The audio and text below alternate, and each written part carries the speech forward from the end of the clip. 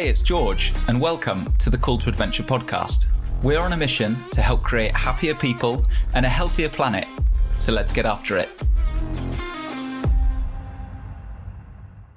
Hello, and welcome to another episode of the Call to Adventure podcast with me, George Beasley. I hope you're all good. We've got some great new adventures for you guys to join us on. One that I'm really pumped for and actually going on myself is the Make Me a Mountaineer course out in the Pyrenees. I really love the Pyrenees because it has comparable peaks to the Alps, but without the crowds or the over-the-top pricing. It's a week-long course with a world-class mountaineer and Everest guide, giving you everything you need to open up the world of mountaineering. You'll be covering mountain safety, crevasse rescue, ice climbing. You'll spend a night in a mountain hut and even summit a mountain. We've only got 2 trips available for this. Both are in Feb. There's 3 spaces left on the first day and 4 on the second. So if you want to become a mountaineer and get peak bagging, book on sharpish. But now on to today's pod. So we've had some fascinating people on series 1 and 2 of the podcast, but this is definitely up there as one of my faves. Tony has a deep knowledge of health and well-being, and I love his approach of using nature and natural systems to improve our modern lives. We go deep into the importance of play and movement, the microbiome and digestion,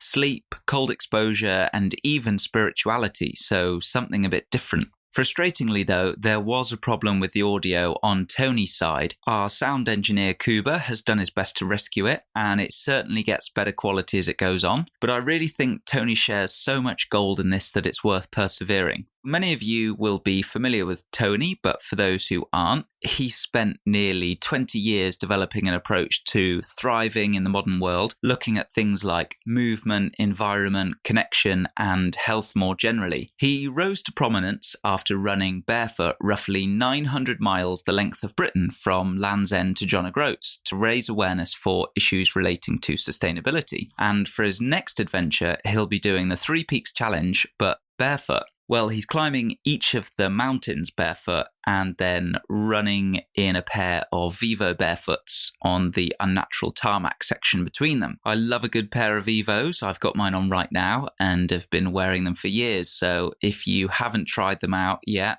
get yourself a pair and get on the Vivo train. We do actually offer the 3 Peaks Challenge as one of our trips, but haven't had anybody do it barefoot yet, and wouldn't recommend you do so unless you've had as much training as Tony has. So head over to calltoadventure.uk if you want to book on. Without further ado, here's today's guest, Tony Riddle. Hey, George. Just before the show, I was quite interested. You said that your kids were, you didn't say homeschooled. What was the phrase that you used? Unschooling. Homeschooling would be that you have a curriculum. Okay. So you follow the standard curriculum and you teach your kids, in the subjects that we would have covered within a schooling system. Yet you just do it at home. Whereas unschooling is a different approach where there is no real curriculum. For us, it's about giving our children the opportunity to lead what it is they want to learn. And that way they can approach it with fully opened eyes and an absorbent mind. So I'm really interested. You probably appreciate it. I'm like this if I pick up a new subject and it's really interesting to me. I will just suck in that information and become incredibly absorbent to it. If it's something that maybe isn't of interest to me, I have to work so much harder at it. And if I'm being force-fed it will put certain barriers up. And that might mean in a schooling environment, let's say there were 20 to 30 kids in a class. Some of those kids in the class might be having absorbent moments where they're like, yeah, it's amazing, I really get this, because they're really they might really want to learn that in that moment of time. But the rest of the kids might be going, I don't get this, and then suddenly these negative kind of emotions or connotations towards subjects can rise up. So for us, it was really just about creating an environment that is appropriate for our kids to just have these absorbent moments in. And part of that you can find in Montessori method, you can find it in Steiner methods, you can find it within forest schools of today. But really it was just about helping them understand that learning doesn't have to be strict. It just can be almost like a permanent state of play for them. It's very playful. because that's the mindset that they approach learning with. Sounds like a fantastic approach, a great way to learn to kind of personalize education, because the reason why we have it structured as it is now is because we're trying to send a load of kids through school with minimizing the teachers, right? Whereas with your approach, you can kind of tailor it to exactly what each child wants to do. But how do you ensure that they kind of cover everything that they need to, so that they're kind of prepared for the big bad world when they grow up? Well, this is the interesting thing. Like, how many years did you spend in education? I finished when I was 22, actually. I stayed on for one more year. Okay, so you probably did 16, 17 years in a schooling system. Yeah. And what they say is we retain about 5% of that. So that's like giving away 17 years of your life to prepare you for the big bad world, but you only have 5% to enter it with. Whereas really our kids are learning skill sets, and they're learning about fundamental needs and physical needs and social needs and spiritual needs. They're learning about social interaction with all different age groups rather than just a single age group that they get to spend their whole life with, and they grow from year to year to year with the same age group, so they can communicate with any age. It's just a different way of preparing them, I guess, for the future. And we also need to understand is what kind of future is it going to be in 5-10 years' time, and how on earth is the current schooling system going to be preparing anyone for 5 to 10 years' time. And it's really just teaching them skill sets of how to learn.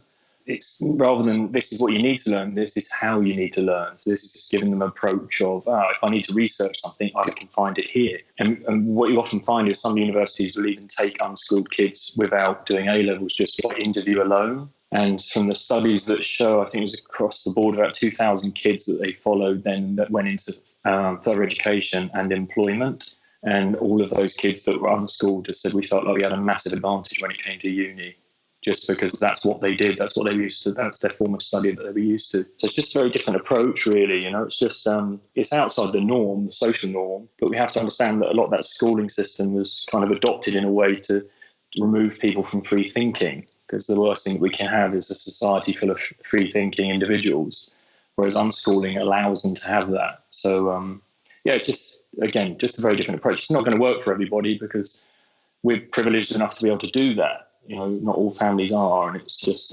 But there's certain things I would say that we can certainly be moving towards, and I think schools are starting to move in certain ways and do a bit more progressive in the sense of getting kids out into nature. I think that's probably the first step that I can see happening already within a schooling system. Yeah, I don't think you meet anybody now who says, I think we're nailing it with the current education system. I have a lot of friends who are teachers. They are confined by the curriculum, and even the whole kind of setup is pretty archaic. What we have now is optimized for preparing factory workers, right? So exactly, obedient people who can do often repetitive tasks, whereas that's not what our economy really requires now, especially with more automation and machines kind of taking people's jobs. We need far less of that and to be more prepared for proper thinking and the kind of knowledge economy. So I think it's a great way to go. Yeah, so that's kind of my approach to it these days. I just look at it very differently. I think there's some great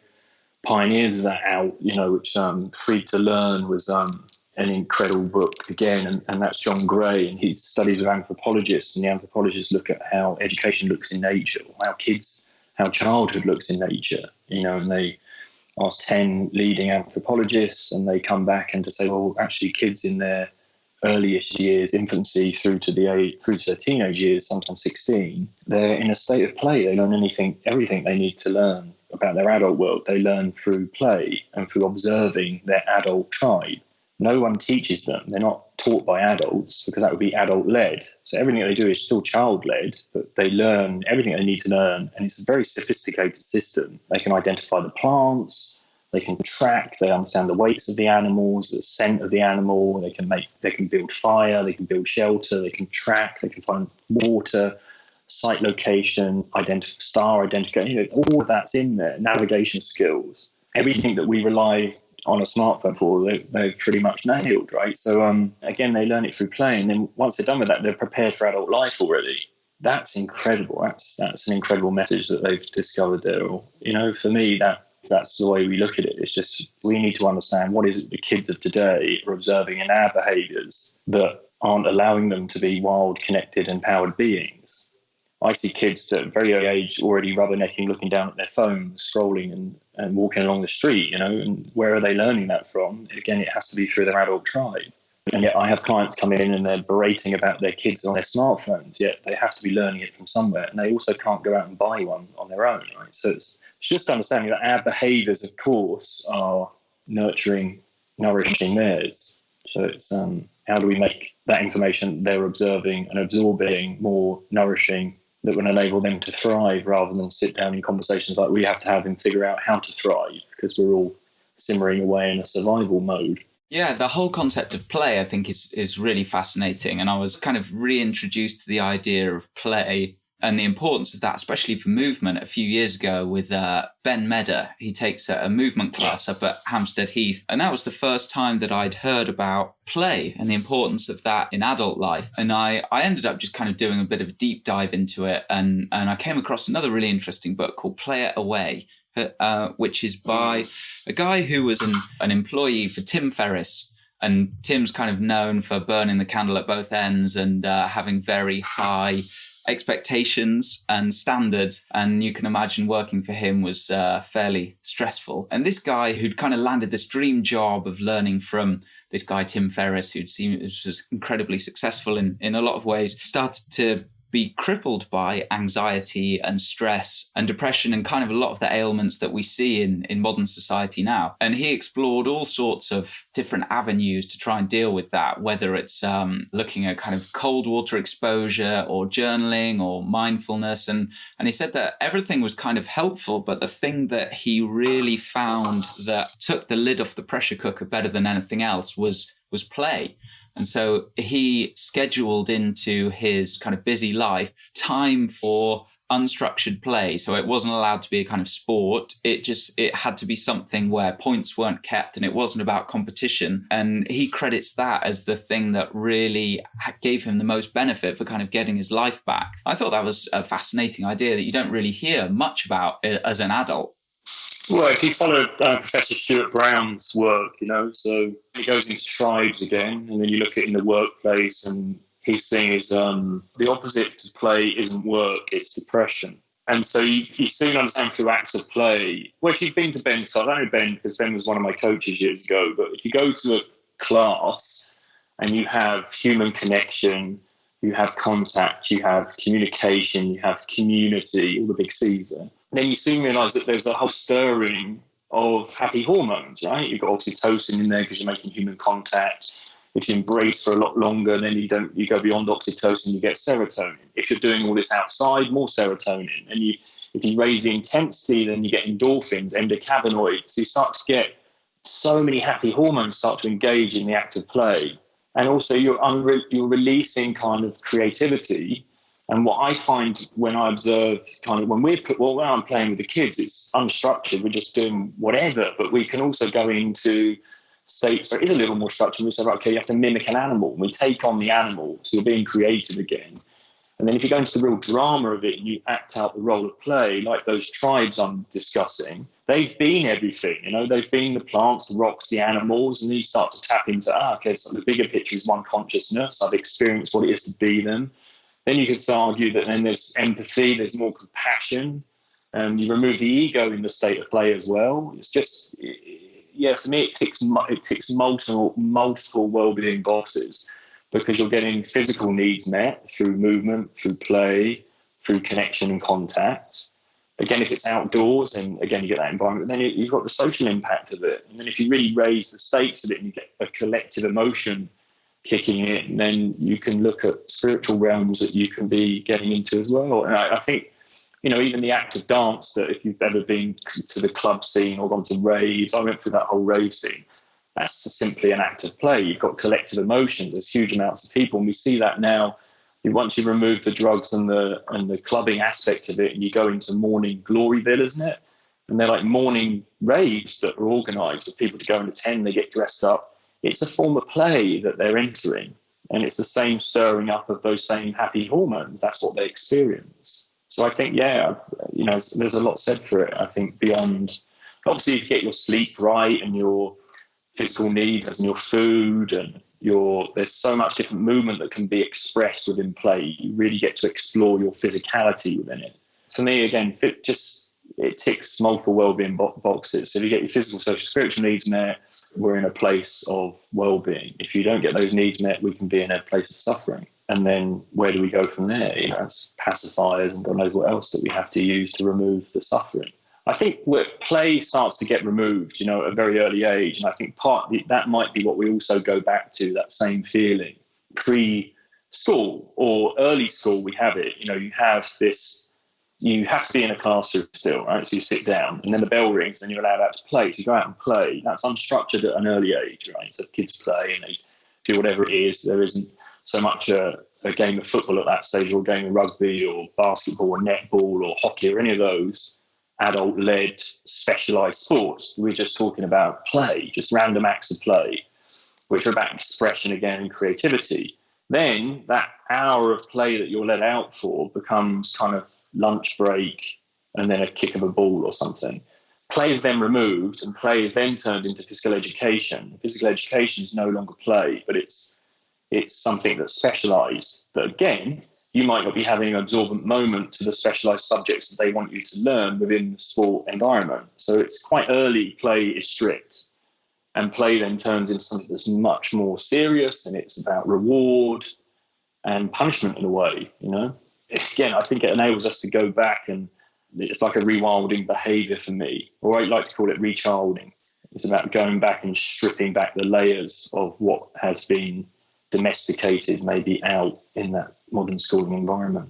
I've never thought about ecstatic dance, the kind of morning rave thing, or the no drug or no booze rave thing as play before. But yeah, that completely makes sense. We ended up coming across this kind of really keen group of ecstatic dancers in California when we were cycling around there.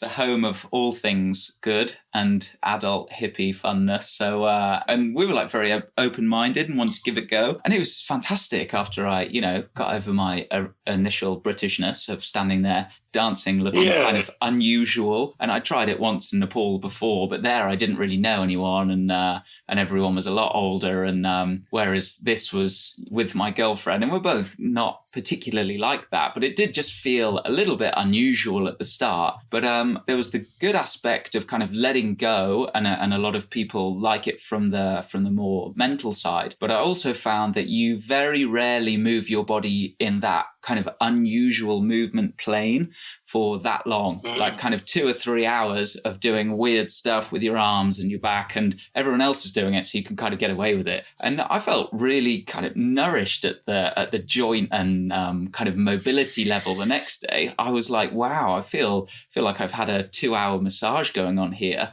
Yeah, it's incredibly invigorating, isn't it? Well, 5 rhythms. Have you ever been to a 5 rhythms class? I've heard of it, but I've never been, no. So 5 rhythms, again, they build it up through music, and you start with smaller movements, and it grows and it grows and it grows. And again, it's a form of expression and it's a form of play. That's what we're tapping into, really. A lot of the workshops I do, I encourage a lot of play. But again, the thing is, because I'm the observer and I'm also coaching it, so it is led in a way, and you're instructing people. And it's only once you get into the session, it's like 30 minutes in, people then start to soften. You remove kind of the tube train underground experience of not wanting to touch people to people actually fully connecting, fully embracing, and then being happier in each other's presence, So there is that discomfort to begin with that you always observe. And I think that alone, I think, shows the level of suffering that we have. The fact that it takes so long to warm to human connection. I sometimes find it a little bit disturbing, that for me, especially when you see how warm kids are. And so again, it's something that unravels along the way. Can I ask, have you gone back to that kind of expression within movement, or have you felt it, you experienced it, and then it fell away, or did you continue, or did you try to find it elsewhere? I've kind of kept the spirit of moving in a freer way, but that's honestly been, I've had a lot of injuries, so it's mainly been that kind of aspect of it. I would be very open to going back to something like that. I mean, now I'm living in kind of the countryside where there isn't really the option for ecstatic dance. I'm not sure there'd be many takers in rural Shropshire. But, perhaps there would be. I mean, the closest I've probably got is doing a lot of acro yoga, which is playful and involves touch. And it's, it kind of removes the barriers from growing up. I'd always played rugby and done kind of more competitive sports. So it really is very different from that. And so that's something that you touched on before was the kind of lack of touch, like physical touch that we experience now in society. And that's kind of more and more worrying as we become increasingly isolated. And something that I notice a lot, my girlfriend's from Sweden, so I go over there quite a lot, and they are one of the most individualist societies in the world. And like on the bus, for example, if you go on there, somebody will go, if there's one person on there, you must go and sit as far away from that person as you can. Otherwise, you're kind of a weirdo there. And whilst when we're in Central America and a lot of traveling that we've done, it's very much the opposite. Or in India is a really good example. There's lots of touching and there's so many people, and even touching strangers. Like you'll have a few hair pats throughout the day. And now with the kind of corporate culture of people worried about sexual harassment, which is a very real issue, but we kind of seem to have crossed over into dangerous territory of no handshaking, or sometimes no hugging, or sometimes there's more stipulations on removing us from kind of touch, which I guess maybe in the workplace you could argue is not a huge thing, but then a lot of people don't get it at any other times. And I think acro is kind of a really good way to bridge that gap. Yeah, I think all forms of play again. Yeah, I think play is probably all forms of play would be a good way of reintroducing it. Human connection and contact, which is where we've gone, right? But I think I certainly think you're right. I just think it's a pendulum in a way. It goes from we see extremes, right, and then eventually the pendulum swings back over and it normalizes somewhere in the middle. I've held talks and workshops in that corporate world, and there was one at Santander, and again within that environment, I started human contact, and I was suggesting that. This is Virginia Satir's work, and her thing is she's a really revered family counsellor, and she has 4 hugs for survival, 8 hugs for maintenance, and 12 hugs for growth. So if you want to reach a growth promoting state, you hug 12 people. And I just said, well, with depression and mental health issues and this myriad of different autoimmune diseases, we should all be looking at ways that we get our needs met. And one of those would be human contact and connection, because all the happy hormones that can be released. And so what I want you to do is go around and hug 12 people, within this talk. And the HR department were like, no, you can't do that. And then wherever other workplaces, they've been fine with it. So I guess it depends on what that corporate, what their HR departments would allow. But there's certainly, I think we need to be looking at more ways of people connecting. And for me, if it can be brought in through play so that the human resource teams aren't petrified of people going into a hug, then that's one way of accessing it. And what about digestion? So it's something that, honestly, I don't really know that much about. I mean, there's been some really interesting stuff in the kind of microbiome space. How do you think about digestion and how it relates to health? Well, it's everything, isn't it? So if we went down the path of looking at bacteria versus cells, we're apparently 10% human. So for me, it's like you could have the best diet in the world, the most nutrient-dense diet in the world. If you have a poor digestive system, the person with the exceptional digestive system but poor quality food groups would be more nourished. And yet we're so obsessed by the food groups that we eat, we pay more attention to that. We're not really getting that you need to get the digestion right, and the digestion will then nourish the cells. I really look at 3 systems. So I kind of have a cellular system, and I look at the microbiome, and then I look at a dosha, which is kind of the energy types.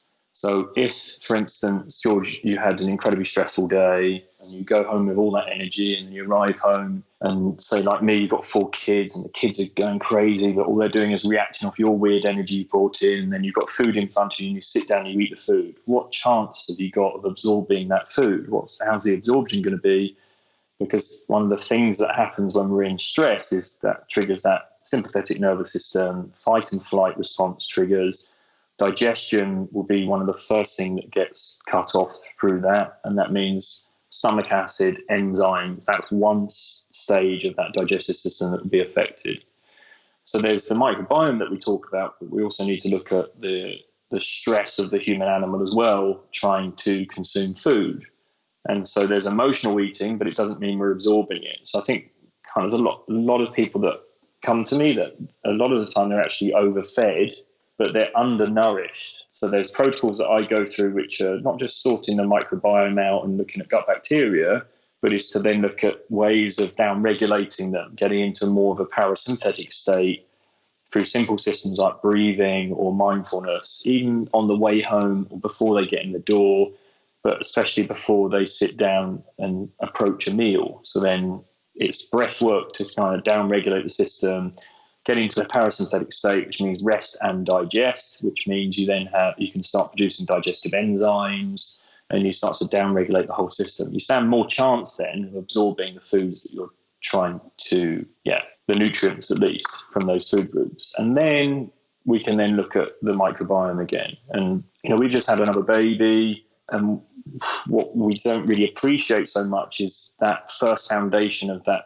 baby's gut is from the mother's bacteria. So Bo, our son, would have picked up Katerina's bacteria to start with. So that's kind of the first step. And then there's properties in breast milk that will only feed the bifidobacterium of the baby's gut. There's no other reason for the baby to have it other than the bacteria, right? So for pregnancy, going into pregnancy would be, my thing would be go and get a MyViome or another microbiome test kit, have your microbiome tested, and then spend the 9 months that you're carrying for organising your microbiome for the day that you're about to give birth, because that's going to be the microbiome that your child is going to inherit in a way. So I coach in different ways, but microbiome is one way. And again, I use a kit called MyViome, and MyViome means that you send off a stool sample, it comes back, it gives you a whole readout. It can be on your phone, and it will tell you foods to take out, foods to minimize, foods to have every day, and then superfoods. And then it will give you a diversity report of your gut. So you get to see what the community of your gut is. And then you know which probiotics you need to take for your own health, because we're all different. And I think where we maybe go a little wrong is that we think, this diet works for this one, that I read that in a book, or I read that on Men's Health, or I had this, and I've been advised this. And what we need to get to an understanding is what it is you need as an individual, because we're all individuals and we all inherited what would have been our mother's microbiome, and then stuff, if you've had antibiotics, something's been stripped out and you've tried to rebuild it, which means, again, it's based on you as an individual. So you have an energy type, you have your own cells, and you have your own microbiome. So for me, it's always about, how do I get to a position where I understand that? So luckily, we're in this state where we have tech for that now. We can go off and we can have microbiome results, and we can go and see, you can go and have your 23andMe, or you can have your bloods read, and again get an understanding of what it is you need as an individual,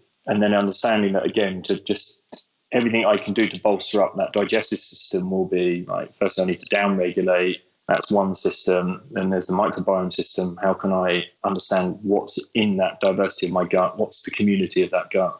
I can do it through this report, and then have an understanding of what foods that you need as an individual to do with your energy types. There's doshas. So doshas are through Ayurvedic work, which are Pitta, Vata, Kapha. So that's like air, fire, and earth, let's say. So those systems, you want them to be in balance. And if you're out of balance, again, that means that the organism is going to be stressed. So there could be food groups that you're putting into that system that would trigger it, which would then mean that you're in a state of stress, which would mean it would affect the digestion, which would mean that then means that the food you're eating aren't nourishing the cells, being your 10% human. Hopefully that explains that. I went off on a bit of a tangent, but it's really looking at those three systems for me are included in digestion. I certainly am going to look to get myself one of those. I mean, personalised medicine is kind of just on the brink of taking off, and a lot of people seem to poo-poo it for some reason. But I mean, most people are happy to believe that, we know that some people eat peanuts and it will kill them, and everyone's happy to kind of accept that. But then if you say that people should look into a personalised diet, then it's often met with some resistance, which I find a little bit weird. But after 2.5 months of salmonella in Mexico and far too many courses of antibiotics, I think that's something that is, super important. Definitely going to look into that. And I haven't heard about kind of ordering your own analysis to see what probiotics would suit you. I've just kind of taken... Well, I think for you, George, if you've had a lot of courses of antibiotics, look, antibiotics means anti-life, right? And probiotics pro-life. So if you start thinking, right, okay, if I'm 10% human, I've just taken an anti-life, what has that done to my 90%? So I'd look at it that way, and then to understand, right, what is it I need? Yeah, you need to have an understanding of the diversity of your own gut, because what's been left and what I might have been taking. Some probiotics that you take have only got like 4 strains in them, and then how much is that getting through?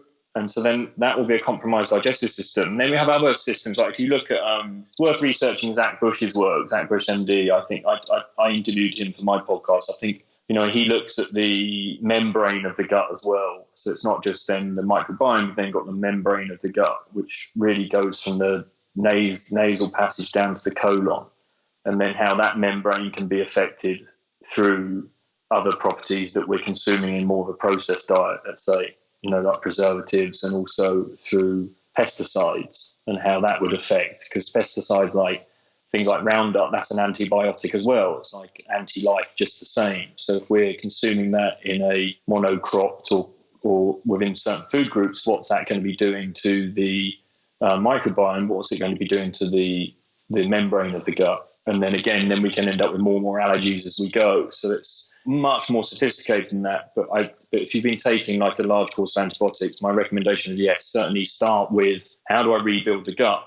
Because you've got to understand what the starting point of that is. What's the foundation? Without that, it's all guesswork.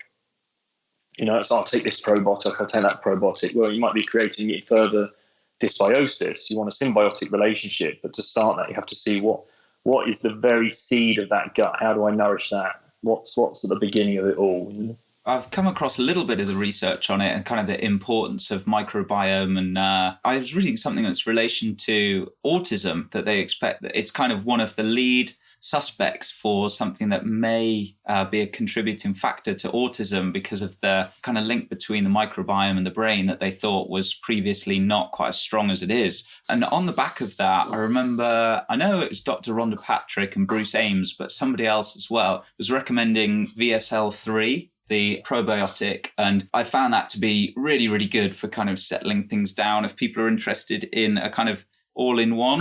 Yeah, I'm a big fan of VSL number 3. I think it's really potent. It's like they're really strong strains, and but it's then where do we go from there? And, there's lots of talk. You eat lots of symbiotic foods like sauerkraut, pickles, and kimchi, and then other probiotic foods, prebiotic foods that are going to help nurture that as well.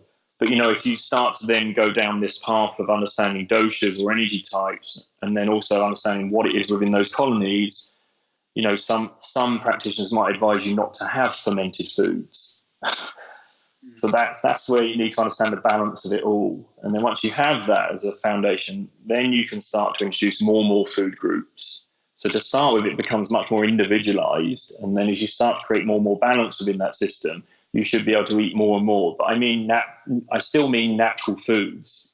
That's, the other thing is we steer towards a processed food diet, but, it's just not natural for the digestive system to cope with that either. I really like how you kind of have I hate this word, but I'm going to say it anyway, holistic approach to health, where you kind of list, like you mentioned, a lot of scientists and MDs and Western trained doctors, but also a little bit about the kind of Ayurvedic medicine. And how do you think people are often in one camp or the other? And I think they kind of miss out on taking the best bits from each of them in a kind of combined process. But how do you think about picking things from Eastern versus Western kind of knowledge and wisdom? I always have a template, which is nature. So I always turn to nature as a template. So even if I go to Ayurveda, I often think, well, it was basically an attempt or a rung on the ladder to understand rewilding again. So it's kind of like, how do I get people back to nature? So let's say it might have been a system of domesticated farming led to a myriad of disease, let's say.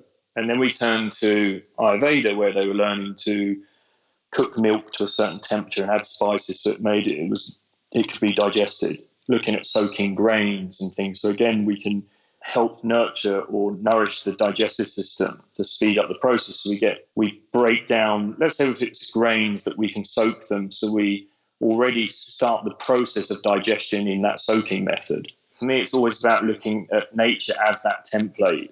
Yeah, I might look at Western, I might look at Eastern, but I always still look to nature. How does it look? How does that look in nature? How does play look in nature? How does sleep look in nature? How does food look in nature? How does digestion look in nature? Well, food and digestion in nature starts from just simply foraging. So already just by going out there in nature, picking, feeling, being at one with the earth, senses alive, smelling. If you ever work with a mindfulness coach, they will put a raisin in your hand and you hold this raisin in your hand, you keep touching it and you move it around, you keep moving it around and you investigate the raisin. This goes on for like 30 minutes and then suddenly you just start to smell the raisin and you start salivating, saliving. And when you finally get to eat the raisin, it's like the best raisin you've ever eaten in your life. And for me, foraging is like that. So you're out there, you're foraging, you're out there experiencing everything about that kingdom. And you compare that to the compromised kind of Western approach to food, where I go into the supermarket, grab a packed sandwich, tear it open and just try and consume it in a stressed out state. And there you have kind of the understanding of digestion in a nutshell. So I just turn to nature and how will that look like? What would that look like in nature? And that might be some of the modern sleep studies. Oh, you've got to have 8 hours sleep a night.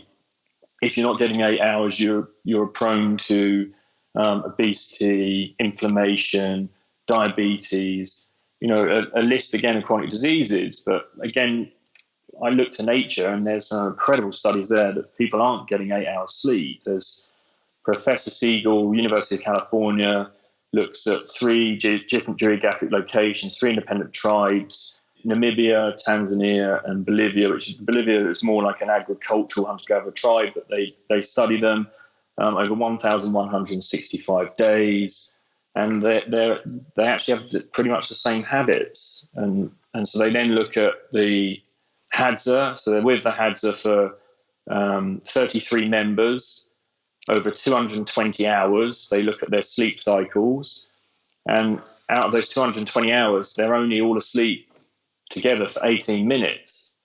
The rest of the time, they're up and down throughout the night. And it was the same with all the 3 tribes that they studied in Tanzania, Namibia, and Bolivia, is that they're up and down throughout the night, tending to the young, preparing their tools, weapons, looking after the fire. They can't afford for the fire to go out, so they have to rotate that way to look after it. And they definitely don't look like they've got obesity, right? They don't have diabetes. And they don't look like they have a great deal of inflammation, right? They're incredible specimens, right? So that's nature versus a laboratory study. And so if we then look at mimicking the environment of nature rather than a brightly lit laboratory experience where I'm rigged up to stuff and I've got EMF kicking off and I've got all these things that will be affecting my organism, if we strip it back and go, right, okay, let's look at what we can be introducing into the home. I would go, well, you work with the lighting, you reduce the blue and green spectrums of light to bring more amber tones in, which would then be like firelight. You would then, what else happens at night? The temperature goes down, so you then know, right, I've dropped the temperature. You also know that they're not consuming loads of weird toxic information before bed. There's no toxic news at 10, and there's no violent movies. It's just firelight and tribal communication, I guess, right? Then I look at the air quality, and then before you know it, you can soon see how to configure like an amazing sleep habitat, and then that then enables the habit to be formed within the habitat. And then you start to look at, well, what's affected by that? So we know through lighting, the studies luckily through the laboratory, not nature, but now back in the laboratory, we can see what happens when we start to bring blue light into that environment. And so blue light inhibits melatonin. And when we talk about blue light, we're just talking about the spectrums of light. So in your smartphone, your Mac, we're all aware of that now. There's lots of science on that now, but also we're kind of neglecting the light bulb. So the average light bulb might be between, say, 600 lux and 2000 lux, and you only need somewhere between 50 and 600 lux to inhibit melatonin. When you inhibit melatonin, it has many different processes, and we just relate it to being a sleep hormone, right? But it's beyond that. But without the laboratory study, the Western stuff, we wouldn't know this, right? But by understanding it, we can say, okay, melatonin does this. It's one of its main primary roles is apoptosis. This is how we transform unhealthy cells to healthy cells, right? So that's quite a necessary role, I'd say, melatonin has there. Then we can say, right, okay, ghrelin. Ghrelin is two digestive hormones, ghrelin and leptin, right? So ghrelin you'll say, right, ghrelin, if it's not suppressed, I will still feel hungry, right? Leptin is a satiating hormone that tells me I've had enough. And melatonin suppresses ghrelin and it picks up leptin. So you basically need melatonin for those roles. Then you can start to see, okay, so that's why at a certain time of night, I might be hungry again, right? So then you can understand obesity more. Okay, so obesity can creep in. There's also melatonin sites in the pancreas, and then you understand insulin in the pancreas for sleep at night. Okay, that could be the links to diabetes. You start to see it, but I think what's different is that the hunter-gatherers who are being observed in those natural habitats, using kind of the Western philosophy again, is we're seeing they're not sleeping, but what they do have is their melatonin still at its peak. And how do we know that? Again, we go back to the laboratory, right? So within the laboratory, we can see one study that was done with a warehouse kind of simulated work experience with loads of bright light going on, right? Loads of blue light and green spectrum, sorry. Then you have a simulated sleep room darkened out, and then you have a simulated night shift workers, but wearing amber glasses that block the blue and green spectrums. So chamber one, the simulated work experience with the bright lights, when they tested for melatonin, there's no melatonin. But group B, with the dark sleep room, melatonin, and group C, wearing amber glasses, also had melatonin, same as group B. So there's some amazing stuff out there. It's just you have to have the right filter. And for me, that's kind of where that's my field. That's what it is for me to explore being a natural lifestylist, is that how do I filter through all that information? For me, it's you have to have the template of nature to begin with, because otherwise it's just lunacy, right? And that's another problem that I think is going to arise, because we're also wiping out natural beings, right? Because we have this understanding of the wildlife population, right? What is it, in the last 50 years, 60% has been wiped out. But what about the wild humans? How many wild humans have been wiped out in the last 50, 100 years?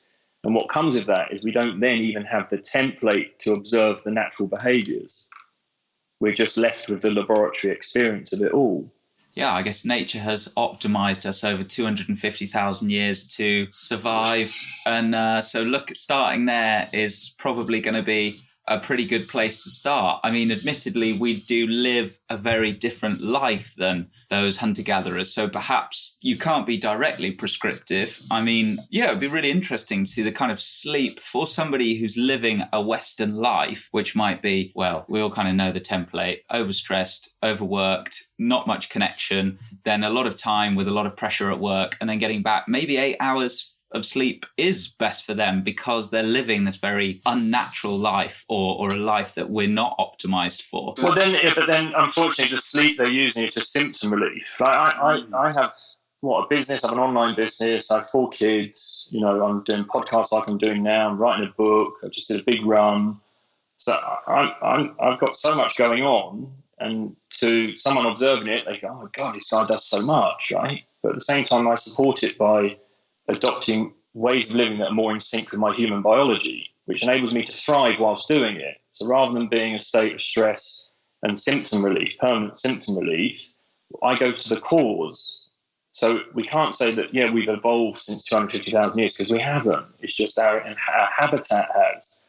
And the way that we're going to understand how to thrive in there is to look at more ancient ways of living and trying to bring them in. It's like, it could be clients come to see me that are chronic through a sedentary lifestyle. What do? Do you keep sitting down? Do you keep applying the same thing?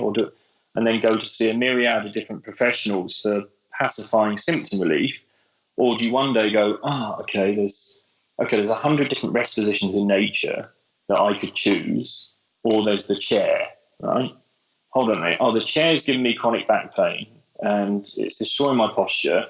I could do that, or I could maybe when I'm at home, not in the office, because it might be a bit weird in the office, but when I'm at home, maybe I can get to the ground.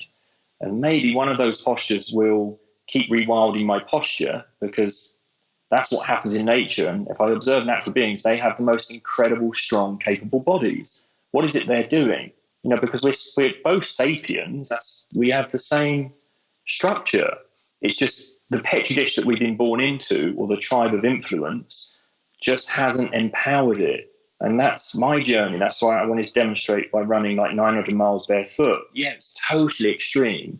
Would I do it again? No, but it was to demonstrate this is human potential. This is our physicality, And at the same time, I still have a family. I still run a business. I still got an online business. It's still from the outside, it looks like I'm doing a lot, but again, it's about finding ways of living that are going to enable you to thrive. That's what we should be looking at. And for me, the answers lie really in looking to those cultures that we think, we've evolved since then. Because again, when we talk about digestion, we're talking about microbiome. What are we talking about? We're talking about rewilding the gut. Because if you go and study the Hadza, they have like a third more bacteria than us. That's what's affecting us. Again, the habitat is different. Again, Zach Bush's work's amazing because his thing is beyond the gut bacteria. The microbiome is everywhere. So 83% of the UK live in urban environments, right? And we spend 90% of our time indoors. So what is the microbiome that we're absorbing, we're breathing in? It's all around us. What are we touching? Firstly, it's all linear surfaces, so there's no new information or sensory information going in there. So then we end up with sensory deprivation because we're always in the same linear boxes. You go from one linear box to the other linear box in the same linear form of transport with the same air quality. And only when you go into nature do you get new sensory information. You'll never step in the same stream twice. The leaves on the tree out here will be making micro adjustments, so you'll never see the same leaf even. So that's always new sensory information, but it's also a new microbiome experience. So walking around in nature with your shoes off and getting your feet exposed to it means that you're actually getting a natural bacterial experience rather than an antibacterial experience in the zoo. So again, we've evolved, but we've adapted, but adaptation is good or bad. So for me, it's always like, okay, how do I flip it? How do I look to that? Okay, we just go to nature. Like spend 10% of your time outdoors. Just go and spend 10% outdoors and see what change that will make to that stressed out individual who gets home and needs 8 hours sleep. And is the 8 hours sleep, are they getting out of bed? Are they flying out of bed, ready, alert, or are they hitting the snooze button? Because for me, if they're still getting 8 hours sleep and they're still having to hit the snooze button, they're still exhausted, then it would imply that they're a human in suffering. And no amount of sleep is going to remedy that. Only going directly to the cause of what it is which is creating the chronic fatigue in the first place, which is fundamentally not getting your physical, social, spiritual needs met. That's where I would go with it anyway. And how do I understand what those needs are? Again, I look to nature to understand them. Yeah, I think addressing the cause as opposed to the symptoms is an incredibly powerful way to think about it. I mean, we've talked a lot about kind of things that people can do to start to address a lot of this stuff. It's fantastic that you kind of work in this field and you're extremely well read on this kind of stuff, and you have a lot of time to your kind of job is to think about this. I can see a very busy person who perhaps has a completely unrelated type of work, let's say a management consultant, and they think, you know what, I buy this hook, line and sinker, but I just don't really know where to start. What's the kind of, in the way that I'd imagine they might approach it, a kind of 80-20 analysis, like, okay, what are the first things that I should do to give me the biggest returns? And you've mentioned a lot, and that last one, maybe the 10% time in nature is one of them. But what would be the kind of 2 or 3 things that you would immediately recommend to change to get the ball rolling? I've been privy to some incredible lifestyles, right? So I coach, it might be students to billionaires, okay? So from teenagers through to 80-year-olds. I've been flown around by private jet. I've been, just incredible coaching experience of it, which also means I've been busy at the same time. But what I see is that the further away those individuals are from getting those physical, social, spiritual needs met, the more suffering I see and the more unhappy they are. But the more I align those needs with nature, the happier and more successful those people become as human beings. Now, the way I always look at that is to say, right, okay, there's a social norm that we might look at, simple stuff like food, water, sleep, rest, and then there's the biological norm. So that's firstly just a brief intro into what I'm about to say now. The first act of life and the last act of life, we could argue, is either movement or breath. So the first place for me to start is usually breath work for people or movement. If you're in a sedentary lifestyle and you are in the office from 8 in the morning to what can be some people 8 at night, if you're an entrepreneur and you're killing it, like everyone suggests you should be, then you're probably more hours than that. So I would put simple things in like chair care, which just involves setting a timer at your desk. And every 25 minutes, ding, timer goes off. You slide your chair back, you hold the edge of your desk, you do 1 or 2 squats up and down, allow your heels to pop up and just try and think about your posture. And you then go for a little meander and then you come back to your seat and off you go again. That's one thing. I will put a squat tutorial up for you that you can offer out to your listeners with a discount code or something. And there's some stuff in there that they can be doing for chair care and desk health. That's one thing.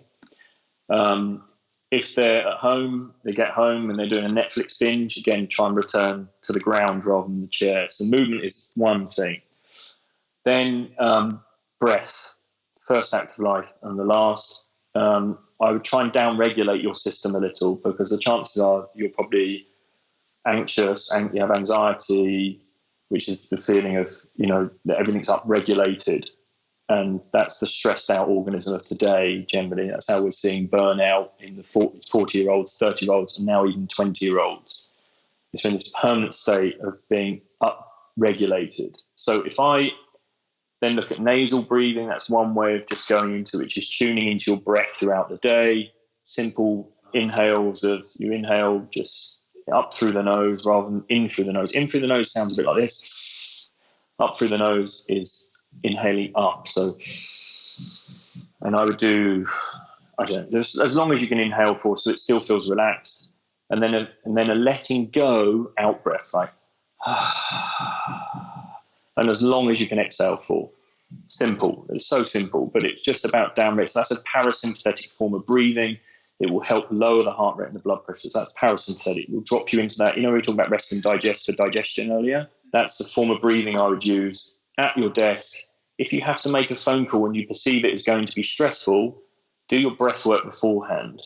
How this works is, before my run, there was a bit of press around. I was about to go on to Sky News, my first TV appearance on Sky, and at their studios, and I just sat outside. I put a breathing app on. I can put a link into that as well. It's by Eddie Stern. It's incredible. And you just pop the breathing app on. Either has a visual thing where a disc will get bigger and enlarge, and then it will shrink back down again, and that's kind of the tempo of his breath. Or you can plug in headphones and it will give you a sound of an inhale and exhale. And I did that for a 5-minute round, and I went on. I was so chilled. It was just, I was super chilled. Even the Kay Burley who was presenting said, "Oh, you're so relaxed. I could spend ages around you." And it was just simply doing a bit of breath work before going on. So your Sky News might be a phone call, it might be an email, it might be going into a meeting, or let's say you have a job interview, right? Let's say, George, you're going in for an interview. You've had a stressful night, argument with a girlfriend, tossing and turning all night, thinking about the interview, and you wake up and you think, right, okay, I know, I'm going to do a bit of mobility, I'm going to do a bit of breath work, I'll sit in my breath for a bit, and I'll just process stuff. And then I'll keep focusing on my breath as I go to the interview, and you turn up and you're outside the elevator waiting to go up, and the guy next to you has had exactly the same night, but he hasn't done his breath work, he isn't down-regulated, he's up-regulated, and he's feeling anxiety. You both go into the lift, you both go up, and you shake hands with the person that could be your future employer. Who do you think stands more chance? Is it the guy who's calm, or is it the guy who's up-regulated? That for me, breath work is an amazing tool to just keep things down-regulated and in check, which will help you rest, be calm, and will also help that all-important thing, which is digestion. So movement and breath are key for me. And then I guess it's the sleep again, but the sleep environment. So it's change the environment, flip it. So get the devices out of the room, change the blue light. There's light bulbs you can get, which around circadian, you can play with circadian lighting now. Really cheap scale is Aura Glow, and they're a remote control light bulb. You can put them in your bedside lamp, so at 10 p.m. amber lights done. Don't want any bright blue lights in my room, or hue lighting, which is Philips, which is they do spotlights or standard bayonets. And again, that's an app that you can then control your lighting from your phone, and it can be on amber, it can be whatever tones of light you want. So there I would go with movement, breath, and sleep, really. And then, for movement, you can access other stuff like we discussed earlier. You can go into play, but again, it takes a bit more work there because you have to find somewhere to play. So if you've got time, you can go to a morning glory wheel. If that's your thing, go and do that in the morning. But movement throughout the day, I think, is an important tool there. And then breath just for down-regulating. And then once you feel down-regulated, that same breath work will help in that sleep habitat. So getting the breath going to down-regulate the system before you sleep again. Something I found really useful was pairing the kind of Pomodoro Technique, which is setting the timer for 25 minutes. And that's just from a productivity point of view. And then having a 5 or 10 minute break, doing something active. And I kind of just got into a really good habit of doing that now. I extend mine to 50 minutes and then do 10 minutes of movement during that break. And I find I'm a lot more productive. All my kind of old injuries are kept at bay, and I feel much better in myself. And the thing that I use for the 10 minutes is the Gymnastic Bodies subscription, and they have a section on there called Restore. So if people are looking for something of, okay, well, what should I actually be doing? I haven't got time to be thinking about this, or just you've kind of done the research. What should I go for? Something that I really recommend after having a bit of a look around is that. And they have a 10-minute video for each section of your body. And throughout the day, I try to hit all of them. So there's one for hips, one for the thoracic, one for the ankle and knee mobility. And I find that's a great way to make sure that you're still moving enough throughout the day, but still having enough time to kind of get all your work done. So yeah, that's kind of my 2 cents on it. Have you worked much with cold exposure? I do, yeah. I use a lot of cold. I'm in the cold pretty much every day. So I either go to the ponds in Hampstead, which now are cold enough. They weren't quite up until a few weeks back. And I also have a freezer set up at my studio space. So that's permanently ready to do an ice bath, that one. I used ice a lot in the recovery on my run. I look at it differently. Again, I would look at the ice bath like the form of anxiety that people experience, and how do I then down-regulate in the cold? So looking at cold as a stressor, and then how do I get down-regulated within that environment to be more calm? And then you can then understand, these are the tools I could be using when life is I'm experiencing a storm. I don't use Wim Hof's method of breathing anymore, though. I found that it felt like more of an up-regulating, alert form of breathing that doesn't work for me. And I found that I was then, through going through a different breathing method of longer exhale and a calmer in-breath, and remaining calm, meant that I entered the ice more calmly. And I went from doing 3 or 4 minutes in the ice to 10 minutes. So it just changed things for me. It's a slightly longer process. I might spend 10 minutes of inhales through the nose and exhaling. But again, I've had the same thing with others that we meet up, and we were doing a Sunday meet up at my studio and getting in the ice, a group of us. And the same thing, we just put this breathing app we've been working with, we put it on loudspeaker and found that with that breathing out and being in the ice, that people just remained super calm. And it was even new people that were rocking up, we're getting them in there for 5 minutes. That it kind of just changed the rhythm again, I guess. So I work with cold exposure, but I also play with different kinds of cold and different water. Like I find the experience in the ponds different to the ice bath. And again, I find the sea very different. I think they're 3 very different experiences. And again, if you really observe your behavior in them, then I think you can learn a lot from the cold. I think it's very powerful. And how would you recommend people take their first kind of steps into cold exposure? Because not everybody likes the idea of jumping in super cold water. What's a good mini progression for people to explore? Well, I think first is to kind of remove the terminology of jumping in. So I think you have to I would get a bit of a breath practice going to begin with and learn how to down-regulate your system first and just remain calm. That'd be a good place. I didn't go for the cold shower thing. I just didn't do that. I just felt for me it would make more sense to just work with cold water and immerse fully.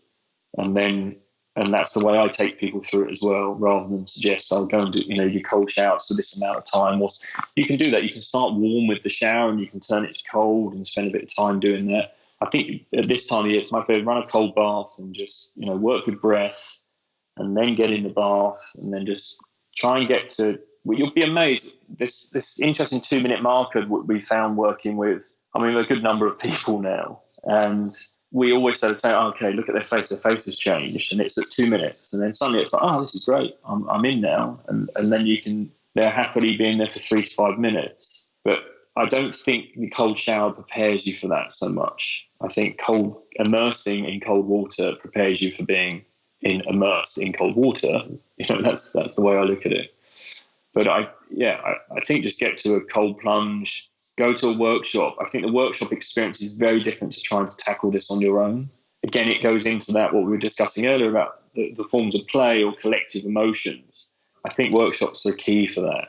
I'm doing one with, I've got one on the 14th of December with Arthur Paulines. We did a workshop together. We've done a few together, but he came out and joined me for my run as well. So that's a workshop that's dedicated to play, breathwork, and cold immersion, the 3 pillars of that.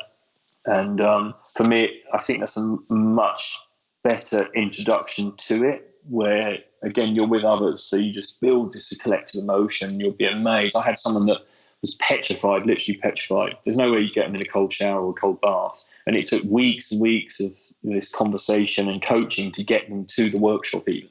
Trauma around cold, basically. It went back into childbirth stuff. But through the workshop experience and the breathwork and everyone being together, they did it. They overcome their trauma and their fear. I don't think they'd be able to do that outside the workshop, though. Well, they proved they couldn't. So, like anything, it's like you went to Ben's class, right? Once or the other practice you went to, once you have the class experience, it gives you then tools to go away with and then practice. And also you've broken the fear a little there. There's that sense of camaraderie that you get with other people, and you kind of do things that you wouldn't feel comfortable doing alone. I remember even just the ice baths after rugby up at Sale when I was training with uni there. That's the kind of thing that, this was before Wim Hof was popular here or any of that kind of stuff. You wouldn't really have caught anybody jumping into voluntarily spending that long in the ice, but because there's 20 other of your mates doing it with you, then it kind of becomes you're all bound around this thing that you kind of don't want to do, but know that it's really good for you, and it ended up being this kind of great experience that everybody loved to hate. Yeah, I see ice baths. Cold immersion, I see it as like the modern day, well, not modern day because we use it, but today's day of a rite of passage, some kind of rite of passage for people. And I think it's an important tool for that. And you can just see, when we take people through it, they're different beings when they come out. They've overcome something. Maybe it's their own, I wrote about this yesterday, and I classed ice bath as kind of a micro hit of adversity, and you get to overcome that adversity. Breath work, again, to get you in there is the macro skill to deal with that micro adversity. Yeah, that post-traumatic growth is kind of concept is getting a lot of airtime now, and I think it's a fantastic one and something that you really get when you go on kind of adventures, and that's, I guess, what this all relates to. That workshop sounds amazing, by the way. That sounds right up my street. I'm definitely going to have to check that out. It sounds awesome. Yeah, man. It'd be the 14th of December, that one, and it's in London. Sounds good. There you go, guys. So get yourselves there. There's a sale, that's up. Well, one kind of last thing before we move on from health was, from a coaching perspective, I'd be really interested to hear your thoughts on this. Some people are very good at taking care of the health of those around them, but not very good at taking care of themselves. And it can be hard to kind of inspire that same sense of care in themselves as they have for others. I guess it's kind of self-selecting the people that you receive to your coaching anyway, because they've in some way said, I would like help with something and I've taken an action to do it. But you must still encounter it a little bit. And how do you think about that? And what do you think we could do to try and get people to care about themselves a little bit more and take the time and put the effort in to make them the kind of best version of themselves? You know, there's still coaches themselves that I see aren't quite aligned with what they're coaching. You know, there is that as well. So I don't think we can afford to be a hypocrite as a coach, and I don't think we can afford to not practice what we preach. I did it many years ago, and it led to me basically just having a epiphany within a gym, lecturing a load of personal trainers about how they should be living a certain way, and yet I was basically running a gym business that was eating my soul, and I was spending 16 hours a day there, and just to keep something afloat that was more ego driven, but I wasn't living it. I wasn't being authentic. And so for me, what came out of that was that I had to 100% practice what I preach. I had to 100% live it. So I think that then meant I had much more success with my clients. So if you're not having success with your clients, maybe your clients are highlighting something within you, within your own practice, that maybe you're not being the authentic version of you. Like children observe through observation. We're all children in that sense. So I think you have to, cliche, right? But we have to be the change we want to see in the world. So I think you have to be aligned with exactly what it is you expect from your clients. And then you get to see more and more of the result probably. And then also have more compassion, because we're all walking around with the first templates of our life anyway, aren't we? Right? So what we've inherited in those earliest years, that Petri dish is literally the environment that's where you are today. So for some, then there might be a real mixed mashup of emotions that have been stirred up in those earliest years. Food is a classic example. Human connection is a classic example. Their template for play, their template for movement. So I guess you have to kind of understand their templates as well, what was going on in the first years, and kind of have an understanding of that, to have more compassion within the way you're coaching, but also maybe find what it is that they need, and not about what they want, because wants are different to needs, but what it is fundamentally they need. And you might, with food, for instance, it's a tough one for people, because we have so much, like when on my run, when I was complete days and I felt completely broken, I was like, oh my God, and I could feel like these pacifiers of food groups that I was thinking about that were coming in from my early years, that my parents maybe used as pacifiers.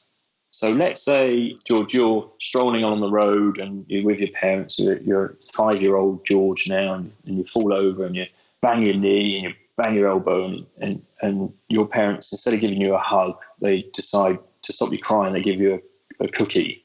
Your cookie isn't a cookie anymore. Your cookie is something else. It's something that maybe is attached to love or connection, or the hug that you maybe needed. So there's stuff that we don't quite understand, and we just sit, and other people don't understand. They don't have a relationship to it, because it happens so early.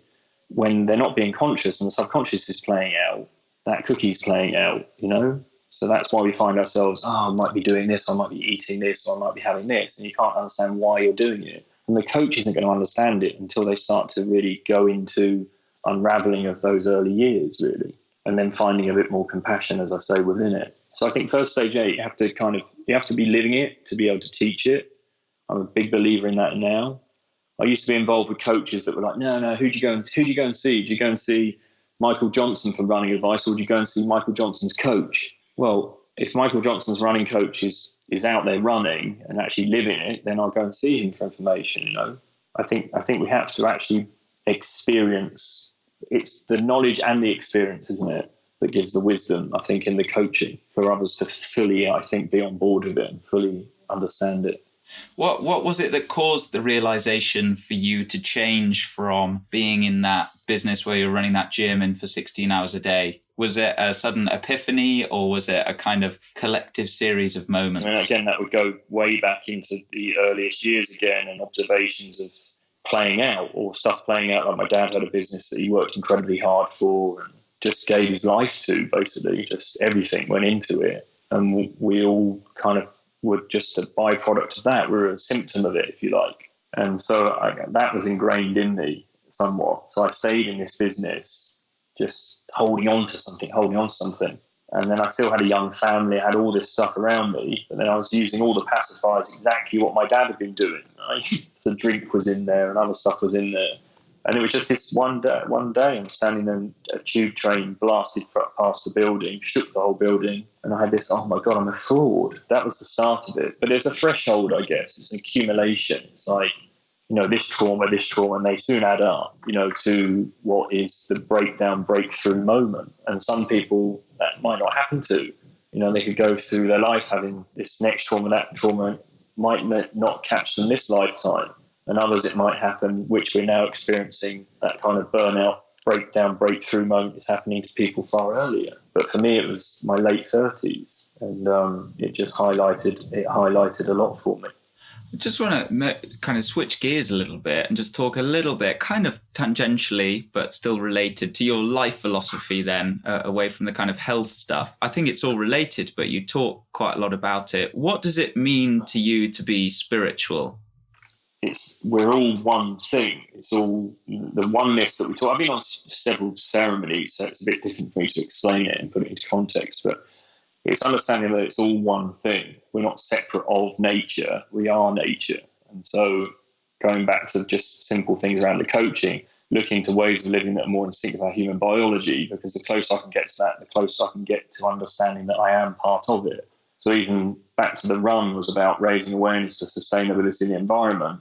But that's because also that running I see as a spiritual practice, not just a physical practice. Some people just see it as cardiovascular, and I see it as a way of tuning into something much deeper. I go barefoot running because I can make a connection to the earth, which means that's a spiritual practice. I do breathwork because it helps me tune into a frequency that I think is more aligned with my spiritual being than the domesticated being that we've become. So I just think the more I can access those ways of living again, the more I can understand that we are all one.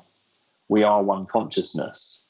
And even down to that coaching practice that we were just discussing there, that those clients are probably showing you something within yourself that you need to do deep work within you. So there's reflections there as well. And I think everybody is exactly where they're meant to be at any given time. And that's how precise I think this form of universe is when you really tune into it. I had many occasions on the run which were just so profound. I went through these days of feeling what procrastination was. So I'd sit there in the car and I'd be it's the start of the day, and we get there really early. And James Joyce, who's helping me, amazing guy, the videographer, photographer, and spent a lot of time driving as well and dropping me off at locations. Never would have been able to do the run without him. And he's looking at me, Jesus, we got up at 5 a.m. and it's now 7:30. He hasn't left yet, and I'm not ready to go yet. I have a tea or I have this. And then eventually I'd go off, and that might have been half an hour to an hour of procrastination. And then I started to just surrender to it, and just there is no procrastination. I just leave when I'm meant to leave. That's being present. It's like, it feels right now. This is the time to go. And every time that I went through this, what we perceive when we're disconnected, I'd say, and controlled by timing, was that I would meet someone that had I not left at that moment in time, they wouldn't have been there. But yet they had a need to be there. They were there for a reason, because it assisted me in something. And there was another occasion when the happy pair, David and Stephen, had flown over to run with me and to support me, and yet they were late, right? So I'd already run 20 miles, and then they arrived, and we're running along the canal going into Market Drayton. And James, who's filming, he has their drone, and he's flying their drone and filming some content for a documentary I'm making. And we're running along, and then we get to a bridge where we think is the stop point, and just about to stop. James, where are you? 2 bridges up. I can't pick you up here. You have to carry on running. I was like, it's like another mile and a half. I've just done 30 miles. What's another mile and a half, And off we go, and we're running. And then suddenly, like 200 meters from the bridge where James is waiting, this couple are running towards us. And their names were John and Holly. And John and Holly were like, so pleased we met you. We've been running around for 2 hours to try and find you, and we couldn't find you. But we were running on. We found a camera up on a bridge, and it was James's camera. James had left his camera on a bridge, and James had gone flying back to find his camera. And that's where they met. Anyway, so we're standing at the end, and we're discussing what just happened. And there was a bit of banter, and we were getting like Instagram selfies and stuff for social media, as one does. And John and Holly giving John and Holly a hug before they went. And this boat appears from underneath a bridge, and the bridge has number 69 on it.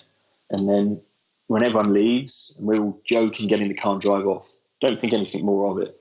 Holly then writes me an email the next day to just say, I know you're into all this woo-woo stuff, so I just want to highlight something that happened about the day and just explain that you're not doing this on your own, and to help you understand that there seems to be a bigger purpose to this. She said, when my mother was dying of a brain tumour, we saw a shaman, and the shaman said that her spiritual guide was a heron, the bird, a heron. So she said, whenever we see a heron, we pay close attention. And she said, on that day, we were just about to give up. We just run for 2 hours to try and find you, just about to give up, and a heron flew up past the bridge. So we ran up onto the bridge, and we found James's camera, and that brought us to you. We were then standing there, and my mum and dad went on their first date in Market Drayton. That's the bridge that we ran to. The bridge was 69. Her mum was born in 1969. And her mum's name was Wendy, and her friends called her Wendy Woo. And the boat that came through the bridge was called Wendy Woo. So how do you explain that? We call it coincidence, right? We just say, it's just a bunch of coincidences. I don't think so. I think that when we're really I was so tuned into that event and what was happening day by day. I was out there on my own, just day by day, just nasal breathing, tuning into the environment and going into deep, dark spaces at times because I was in pain, and I just got to see so much. There was another day when I was running along, and it was I got injured and I had to take a day out, and that was day 27. I couldn't run. So I was really tuning in, doing a lot of breath work and trying to get my perception on healing rather than being the victim. Oh no, I can't run. And it was more about, no, I need to heal. And I went through this whole day doing like cold ice on my ankle because I had an upper ankle sprain, and then into hot, and then breath work and rest and sleep and good food. And then so I could go and run. So I ran the next day, I did 30 miles. And the penultimate day, day 47, I had to tape my tibia and fibula together because I had an upper ankle sprain. It would have been impossible. I had to run 47 miles. And off I went on the road. And suddenly I felt goosebumps all over me, and my granddad was next to me. He was like running with me. And I was having this internal dialogue with my granddad about, he just said, you didn't think we were going to make it that easy for you, did you? You're going to have to work for this. You were taking the easy route out, just thinking you could do 30 miles a day. But it doesn't mean it's not going to come without its rewards. And I looked up, and the most insane rainbow was just popping up next to me out of the sea, and it was just and then that day I got to see, I think it's probably about 4 or 5 rainbows I saw that day on that 47 miler that just carried me through the whole day, and then I had 57 miles to do the next day, and then I was done. But that again, it's just that for me is spirituality. It's just tuning into a frequency and understanding that we're all part of this thing we call oneness, right? And I think the deeper you connect to it, which part of rewilding for me is about rewilding, reconnecting, I think the more you get presented with, the more it presents itself. And then again, I think what grows from that is that compassion and empathy, because you are that person just as much as you are you. Yeah. I really like that, and the kind of approach that you mentioned, that it kind of made me think of the phrase, there's many routes to the top of the mountain. And just thinking about spirituality, I think there's lots of different ways to have experiences that make you think about things like that.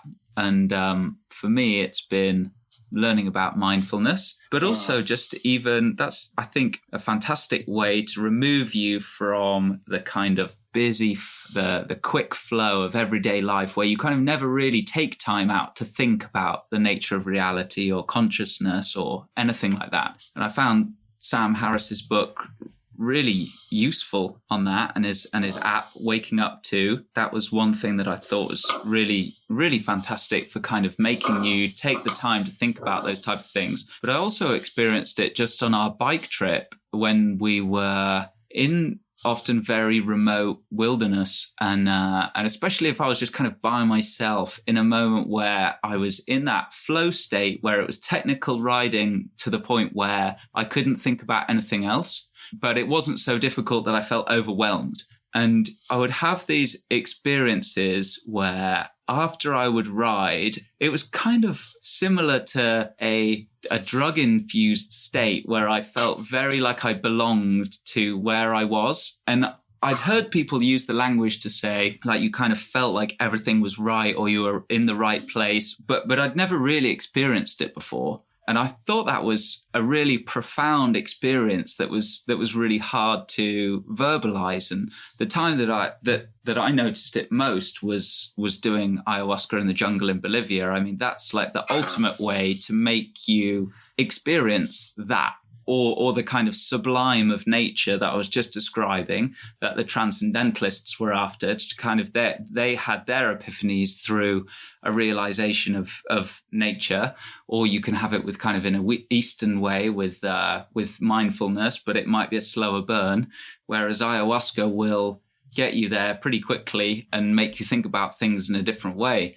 It was weird and wonderful and kind of scary and epic in the true sense experience, but that made all the language around spirituality make a lot more sense to me, because it's very, very hard to verbalize what it is that you feel, because it's a feeling. And then we use words to try and express that. And it's very, very difficult, I think, for somebody who hasn't had that experience to relate to it. Because if you say, I felt like everything was one, that doesn't really mean anything. If you haven't felt that, it sounds a bit woo-woo. But if you've really felt it, then, and somebody else has felt it, then you are able to connect over that. Yeah, I think that the problem lies in the moment we add language to it. It's no longer a spiritual experience. So it's like you do a ceremony, let's say you do an Aya ceremony, and the moment you start trying to discuss what it is, it's already the ego kicking in, trying to, put some kind of story or twist on it. And really, we should just be going away from the ceremony and completely integrating it. For me, with the Aya ceremonies, I've done so many ceremonies that it's only recently I did a plant ceremony. It's like an African plant, so it was very different because it wasn't about ascending, going up and getting these amazing spiritual experience and profound messages and stuff like that. It's about going in and grounding, almost as if it turned your subconscious up and let all those really early traumas just become visible. And you could rather than intellectualize the story that had occurred that you think had happened to you, you actually got to see the incident somewhere locked away in that subconscious. It was there, and you can visualize it and you can see it and you could say goodbye to it. And that for me was quite profound, because it meant that now I've fully let go of stuff that I think could still even have the potency to guide even a ceremony. I think those early traumas are literally just, they stop us from accessing so much. I think that, like on the run, for instance, just when I say accepting and surrendering to the process and becoming one, to some it's woo-woo, but what I mean is I'm just in a complete flow state of absorption. And I think had there still been trauma that I hadn't worked through and taken away, then the trauma would still be directing the event some way. And by that I mean, okay, so one incident that came up within this ceremony was my parents, my grandparents gave my parents a house, right? But they didn't give them it as in, oh, it's yours, here's the deeds. It was just, oh, it's yours. So there was never this confirmation of the deeds to say it was theirs. And my mum, as it wasn't her parents, my dad's parents, was always, I'd say, traumatized by this, thinking, well, we don't actually own the house. Do you understand? It's all the language around it's not as. And then I grew up with that. And then there was one particular occasion where they had a massive, huge row in their living room, and I was sitting at the top of the stairs, and I must have been seeing it in this ceremony, probably about 3.5, I guess. And I remember from the ceremony, that row had erupted, and I was crying, and then the door opened, and instead of them seeing me, I ran into my bedroom. So it was never resolved for me. And I had this little feeling every now and then of, oh my God, things are really good right now. They can be taken in a moment. Like the rug would be swept from beneath me. And I feel that can kind of be guiding us, even in the spiritual experience. I think it's very important that we go and do the work. So we talk about ayahuasca ceremonies, and it's become like the spiritual kale, and everyone wants to go and try it. And there was a lot said for, I think, years ago when we used to have respect it in the way that if the Aya would find you, ayahuasca would come and find you, rather than you go in search of it. If it's meant to be, it would happen. And I think that related to the original ceremonies where those shamans would be the ones that take the medicine, or they would pick the people that would be taking the medicine, and they would then come back with the messages for the tribe, right? What they were receiving, because we're all receiving in that sense. Whereas I think now you've got people that are maybe going into that without doing the work beforehand. And as much as I like the idea of this immediate awakening, some people just aren't prepared for that. It can take a lot of unraveling after that. So I think for me, it's connecting with other ways. I think breath is a great portal between that physical and feeling of oneness. I think you can achieve it through different forms of breathwork, like transformational breath or inspirational breath. They're great tools for that. They're also great tools for releasing the trauma that can be, the intellectual lid can be suppressing within that physical self, let's say. And I think there's, even through play, you can access that feeling of oneness, So as much, I'm big on ceremonies. I think ceremonies are great and they have their place. But I almost feel now that there's even an order to it. That go and do the work first. Don't just go and rush in. You might have an amazing epiphany, but I've seen people they've been in a mess for a long time after a ceremony because it's highlighted trauma for them, stuff that they were suffering from, and then it's almost like they were happier beforehand. Because we all think spirituality is this, it's all woo-woo and happiness. But actually, it's not. I mean, it can be, that awakening can be highlighting, or you may feel completely out of tune with the frequency that's around you.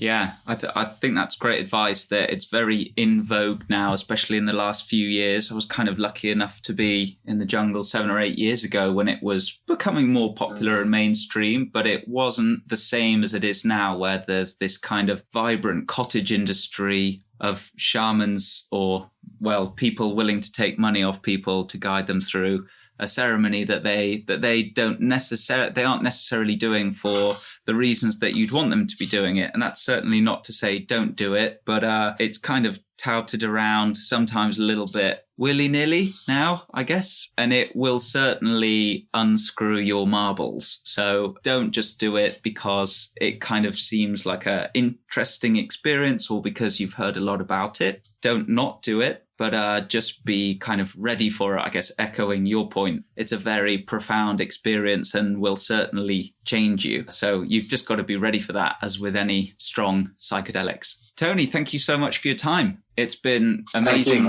to chat, to just hear your thoughts on all this interesting stuff. Where can people find out a bit more about you, Tony? Where's kind of the best place for them to follow up? Here goes that sell again. So, so you can go at The Natural Lifestylist on Instagram, and I post a lot of content on there. It's like my blog. And so if you want to hear about workshops, retreats, and things like that, you can find that through Instagram. You can also head to tonyriddle.com. And then Vimeo as well. So I've got, like I was mentioning earlier, for people that may be sitting for the whole day, there's a squat tutorial on there. There's a barefoot running tutorial, and there's stuff for rewilding feet as well, being the foundation of that whole superstructure. So there's stuff there. Yeah. Great stuff. Loads of good content. Thank you so much, Tony. Thanks for the platform, man. Brilliant. Thank you so much for coming on. And everybody, thank you for tuning in. Until next time, thanks for listening. So that's it for this episode. I hope you enjoyed it. Head over to Call to Adventure, that's TO, calltoadventure.uk for show notes and more about this episode. You'll also find lots of other free content there, things like how-to guides and gear reviews, everything to get you out on your next adventure. We've also got loads of adventures for you to join us on in the UK and abroad. We've got things like climbing, hiking, mountaineering, surfing, wild swimming, ski touring, and we're adding new ones all the time, so do take a peek.